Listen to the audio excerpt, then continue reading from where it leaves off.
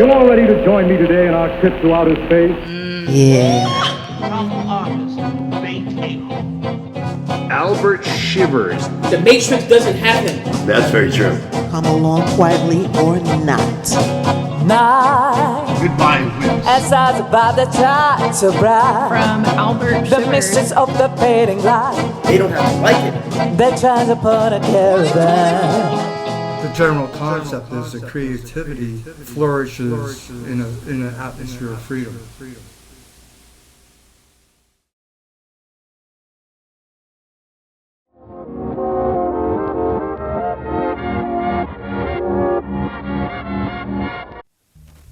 Hello, folks. Welcome to another episode of the Planet Shivers Podcast.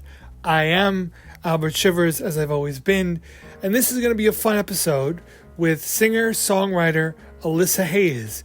But before we get to Alyssa, I want to give you a little background because this podcast comes out of... I found somebody, a music lover, and this podcast comes out of music loving.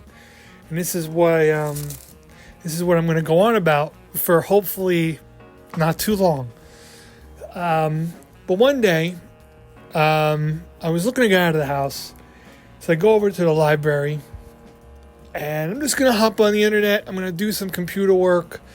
I was actually preparing like bumpers and new little video clips to stick into podcasts. I just needed to change the scenery.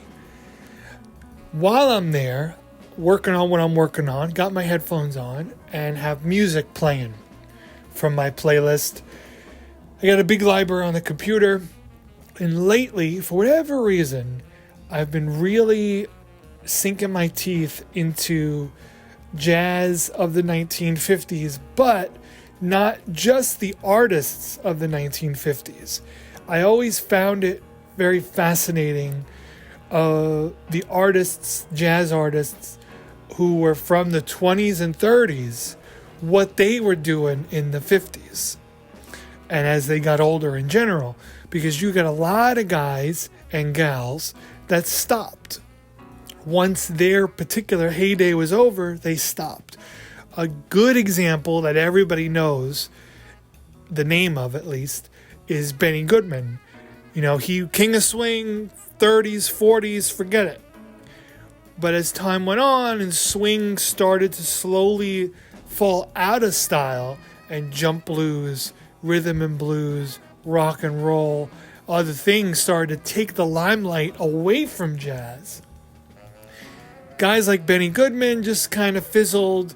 Benny ended up playing more classical music to himself and did some classical recordings, and he would show up on like a jazz reunion TV show or something, but he wasn't creating much new.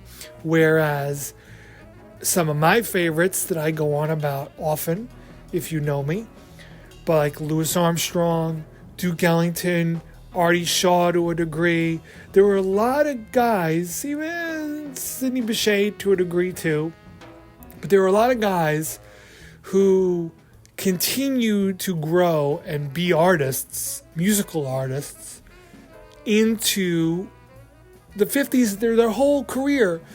You know, I'll specifically mention Duke Ellington because he was doing all sorts of things long after the swing era, and he just never quit evolving no matter how hard it got. And in the early 50s, it was tough on Duke Ellington and his orchestra. He was real close to disbanding it until Newport Folk Festival or Jazz Festival, and he had this big renaissance, but that's a different story. I got really into these artists, as well as catching up with Miles Davis, catching up with Brubeck, tapping in on these guys again, Mingus, tapping in on these guys, while looking at what they were doing, because even Louis Armstrong was doing very interesting things with his own little small group, the All-Stars. And in a way, he was keeping that New Orleans tradition alive in between doing the Hello Dolly type songs. With Armstrong, those kind of show-tuney, pop-tuney things, which are not bad, but it's very different when you're talking about his recording of Chichonia, which I would recommend. Compare that to Hello Dolly, two different things. While I was going on this deep dive at the library, both listening to music I already had and digging through YouTube for things I may not have heard, I went down into the direction of the Mills Brothers, who are a longtime favorite of mine.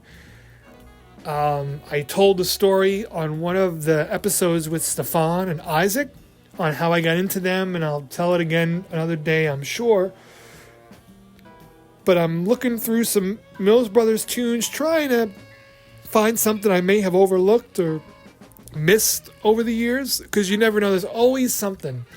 And that's kind of the beauty of digging back into music, is because we have decades of music behind us that we could just dig right into, and there's always something. There's always something in a dusty corner. There's always some song that you haven't heard yet. Or maybe you heard it and you weren't ready for it. I find that a lot with music too. Where I've heard a song and I wasn't ready for that song yet. And then years later I hear it again and go, shit, now I'm ready for this song. Anyway, as I'm diving down, looking for Mills Brothers tunes, I shift looking to Mills Brothers covers, because I'm a sucker for a good cover. And when I was looking through Mills Brothers covers, I come across lots of different videos, but one of the videos I came across was that of Alyssa's doing Coney Island Washboard Baby by the Mills Brothers, and she was doing really good. So I'm like, okay, what else does she do?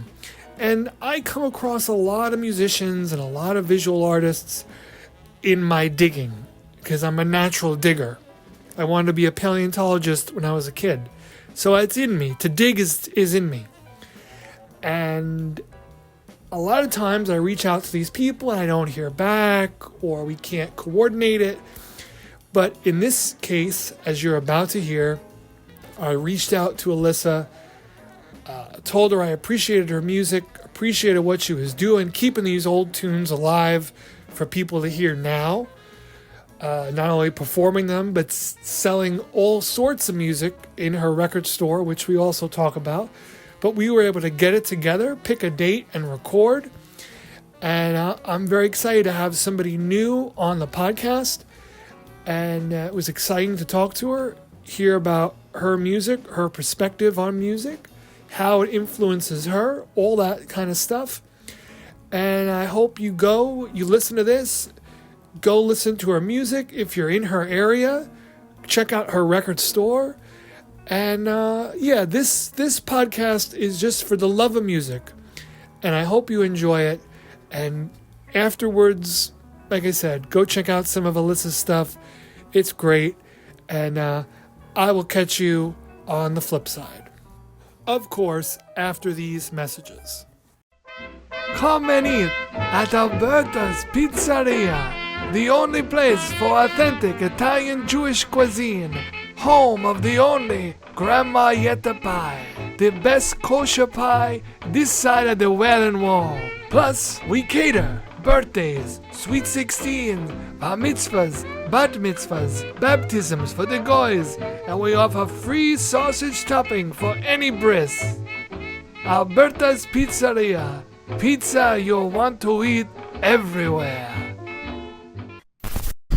It may be 1986 now, but this nightmare can happen anytime, and it can happen here. It can happen here. Hey, that proves it. He's stoned. Go tell your mama that, boy. Albert.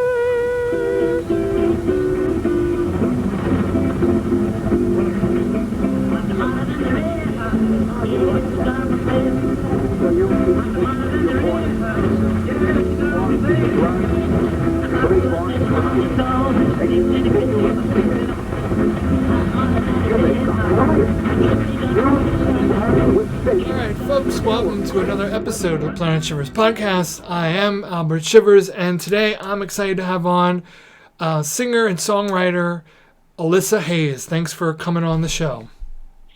Yeah, of course. Thanks for having me. So like we had talked about, I stumbled across you while doing a Mills Brothers deep dive on YouTube.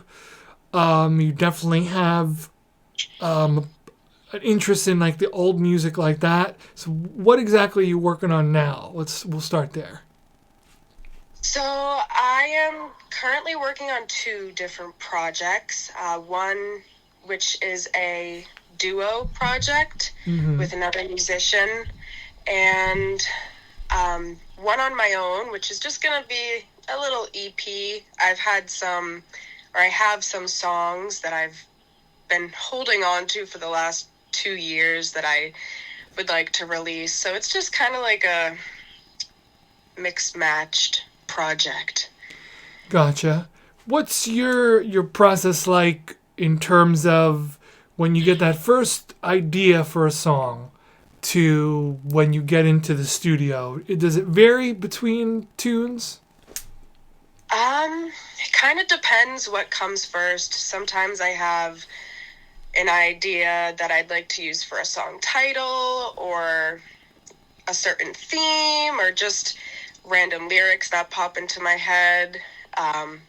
Or other times it's just like a melody that I've created or thought of. So yeah, I'll really just base it off of whatever comes first. Okay, gotcha. Do you get a lot of inspiration from just music, or do you find inspiration in other things as well? I'd say all sorts of things. Okay. I mean, definitely other music can inspire my songs. I've even written songs based off of like previous songs that I've written. Okay. But yeah, kind of just everyday things and situations or emotions is a big one. Also things that I can't really talk about necessarily, I like to write about, or just things that I've been through is a big one that I like to write about as well. Okay. And how long have you been writing songs and performing? So I've pretty much always been into music, as long as I can remember, actually. My dad is a drummer and DJ, all things music, so I grew up in that environment. He had like a whole recording studio as the basement, so Cool. I was always playing around in there. And I started songwriting, I want to say as young as 7 or 8 years old. Of course, it was like silly things back then. I can't even really remember what I'd write about, but I was always making like funny tunes with my brothers. I have 3 younger brothers, so that was always fun.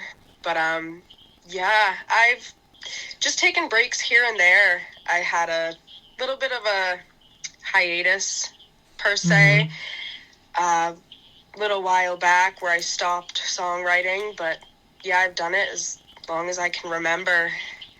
Gotcha. But just started taking it super seriously as of like, I want to say 2022. Okay. So yeah. What's some of your earliest memories of music? Do you have any like really early memories, and if so, like what music was it? Oh geez. I'm not sure, I guess, what type of music, but there was always music playing in my house. Growing up, my dad had a stereo system in the living room, so there's just always something playing. And yeah, I guess it just kind of stuck. I'm into all sorts of music, though. I generally listen to a lot of jazz, but I wouldn't say that I make strictly jazz music myself. But yeah. What kind of jazz have you been listening to lately, let's say? I like a lot of jazz vocalists, like Sarah Vaughan, Ella Fitzgerald. I grew up with a lot of Frank Sinatra. Okay. My grandfather, actually, on my mom's side, he loved Frank Sinatra so much that he actually didn't have me call him Grandpa. He told me to call him Sinatra growing up. Okay. So, yeah, I've always been around Frank Sinatra music. And, yeah. Where do you feel you draw the most inspiration for your own music from jazz, or does it come from a little bit of everywhere?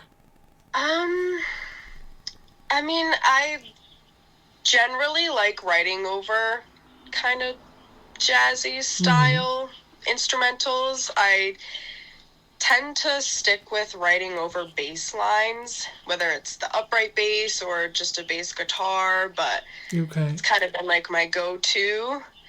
I like to keep it experimental though, so I add, I guess, elements of rock or just other genres into it as well. Okay, cool. Yeah. What are some, you mentioned Sarah Vaughan, Ella Fitzgerald, what are some other favorites of yours? Be it bands, vocalists, musicians, artists? There's definitely a lot, but that's okay. I'll start off with Amy Winehouse. I've loved and relate to a lot, actually, so her music is very personal to me. The Jay Giles band, Jay Giles. Okay. I love them as well. Oh, geez. When I was younger, it was like Ariana Grande. Always loved her music. Whitney Houston was a big one as well, still to this day. Yeah, the Mills Brothers nowadays. I am hooked on the Mills Brothers. What got you into them?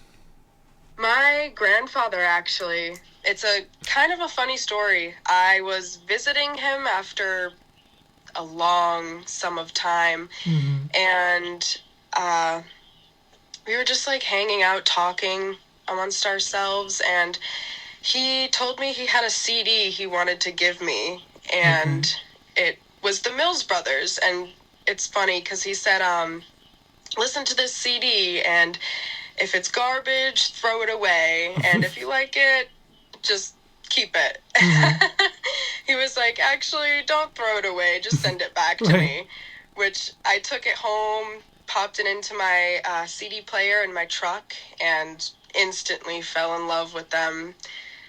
The song that really caught my ear most was Paper Doll, which I believe was track 13, I still remember. So I started learning that right away and performing that. It started with Paper Doll, then I added Coney Island Washboard, which is, I'd say, one of my favorites to perform. And, what is it called? I Can't Give You Anything But Love. Okay. Those are all good ones. I'm sure that Coney Island Washboard is fun to perform. Oh, yeah. It's a blast. And I have my friend Angela, who always comes to see me perform. She blows bubbles during like my outdoor performances, and it's amazing to see them during that song because of the lyrics. So, yeah, it's a fun one. Cool. When was the last time you performed? I want to say the end of November.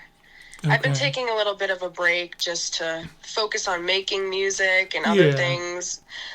But yeah, I want to say the end of November. Do you have I guess favorite is easy to say, but I guess, do you have a preference? Do you prefer sitting, writing, creating, or do you prefer to perform? Or is it a little 50-50? I mean, I'd say both.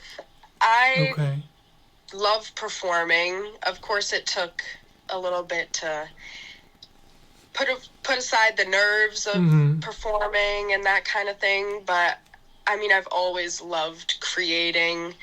Songwriting's been my coping mechanism almost for as long as I can remember. So Okay. that's something I love to do. But I do love performing. It's a lot of fun. Cool. And you also work in a record store too. Yeah, I actually own it myself. Okay. I opened January 6th of 2024, so it's just over a year. But yeah, that's been a fun venture. I do it full time, so it's something that I put my whole heart and just everything into. Yeah. Well, if you're already a music lover, then it's gonna come natural. Oh yeah. Yeah, it's a lot of fun. I've discovered a lot of new music on vinyl as well ever since I've started getting into it. So, yeah. And what's the name of your record store? It's called Retro Records. Okay, cool. And so in the past, you said January you started? Yes, January 6th I opened for my grand opening. Of this year? Of last year. Okay. So it's been about a year. How has it been, your first year open? It's been great. I've only seen it get better as time goes on. I, as of recently, just started implementing brand new vinyl via wholesale, so that's been something I'm experimenting with. I was fully used vinyl up until a couple months ago, but yeah, it's been fun. Cool. And I'm sure you have your own records playing that you're selling in the store too. Like what kind of? I used to have a turntable in the shop, but it just kind of wasn't the best. The floors in the building are very uneven due to its age, so gotcha. It was always shaking back and forth, and I originally started with a much smaller space, so I kind of had to part with it to add more inventory, and yeah, but it's something I'd like to implement into the shop again, playing vinyl while people shop, but for now I just use like Spotify playlists, or I've just recently started doing what I call a feature Friday. I play like an old film on the TV that I have in there, and it's a completely different atmosphere, I'd say, which is really nice. That's cool. What kind of films have you played recently? This most recent one I did was Notorious, the 1946 film, which I've actually used like just vocal monologue from it in one of the songs. So, yeah. I love the movie as well. I've watched it, and yeah. So you're using a monologue from the movie in one of your songs. Did I catch that right? Yes, I've kind of just chopped up the conversation per se. It's in my song, I Need Your Love. I want to say it's like the first 40 seconds of the song. And yeah, it's just the two main characters going back and forth. And it kind of plays into what the song is about, I'd say. So it's kind of cool. I'm actually not even sure how I thought or started to implement that into the song. I don't remember, but I've always liked how it sounds, so. Cool. Yeah. So what are some of your musical plans for this year coming up? This year I'd like to get out the little EP I'm working on. The personal project. I'd like to get that out as soon as I can. And I have the other project, an album in the works that I'm not so sure when will come out, but hopefully this year. Best not to rush those things. Yeah, for sure. But yeah, hopefully both of those will come out, and I look forward to just the performances and gigs that I get around to this year. I have some fair performances, vendor fair performances, which I also DJ and coordinate the whole like live music portion of those events. So nice. That'll be fun. And then I sing the national anthem over at Seekonk Speedway for their race events. So okay, cool. Yeah, that'll be something fun for this summer. We talked about what you've been working on lately. What's some of the stuff you've been listening to lately? So it's winter, we're all kind of hunkered down. I don't know where you are. We just got dumped a bunch of snow where I'm at. Did you get any snow recently too? Oh yeah, I'd say like 6 or 7 inches. A good amount. Yes, about the same. Actually. About the same here. Yeah. But yeah, what's some stuff you've been listening to lately? As of lately, I've kind of just been like picking through my collection, just listening to random things. Something that I like to do is just randomly select a 45 out of a box that I don't know what's in, and just listen to whatever I pick out. So that's kind of like a fun, spontaneous thing to discover new music. I most recently actually found a Smooth Operator 45 by Sade, which has been like one of my favorite songs. So that's recently been spinning. Other than that, The Doors. I love The Doors. Yeah. Okay, gotcha. Yeah, that's cool. In closing, Alyssa, I want to know, like, where can folks find your music? Where could they look you up? So I guess starting with the social media side, I have Instagram and Facebook, which can be found at Alyssa Haze. My Instagram is alyssahaze.official. And then I do have a YouTube channel where I post live performance footage, lyric videos. Soon I will hopefully be posting some music videos that I create. Cool. That's on also at Alyssa Haze. And then I'm on Spotify and iTunes as well. So yeah. Cool. And if anybody is listening, it's in your area, what's the name of your record store? It is Retro Records in Uxbridge, Mass. Okay, cool. Hopefully we'll get some folks to check that out.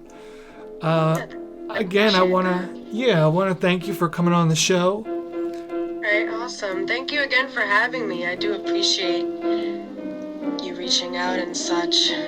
All right, awesome. Thank you. Yep. Well, folks, thanks for listening to another episode of the Planet Shivers Podcast. Thank you to Alyssa Haze for coming on the show and talking music with me. Again, go check out her stuff. Some links are below if you're watching this on YouTube. And if you're listening to it, there are also links in the description. Or you could just go on YouTube. Type in Alyssa Haze, ALYSSAHAZE. You can find all sorts of cool tunes that she's doing. And check out her record store. Until next time, you can find this podcast and all the other episodes on all major podcast platforms and YouTube with a little bit of video. Until the next episode, take care of yourself and take care of somebody else.